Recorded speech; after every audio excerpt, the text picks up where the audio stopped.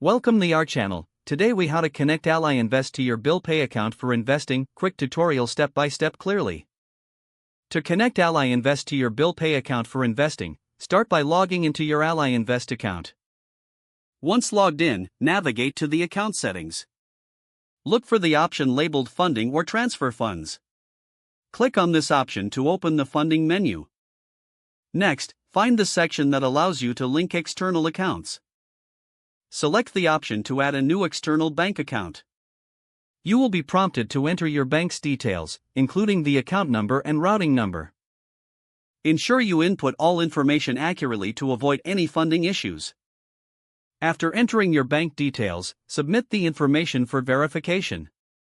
You may need to verify your bank account by confirming small trial deposits.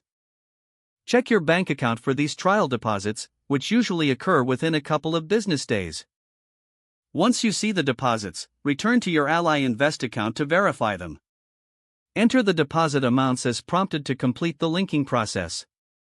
Upon successful verification, your Bill Pay account will now be connected. You can now easily fund your Ally Invest account from your Bill Pay account. If you encounter any issues, consult the Ally Invest support resources for assistance. That's it. You are now ready to invest through your linked Bill Pay account. If the page does not load, refresh the browser or try again in a private or incognito window. Make sure you are using the correct email address, then retype it carefully to avoid small typos. If your password is not accepted, use the reset option and create a new strong password you can remember.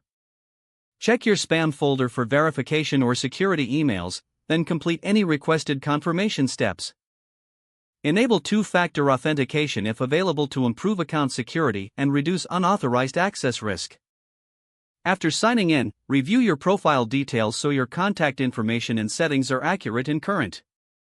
If you see an error message, note it down and try again after restarting your device and internet connection. Log out when you finish, especially on shared devices, to keep your account and payment information secure.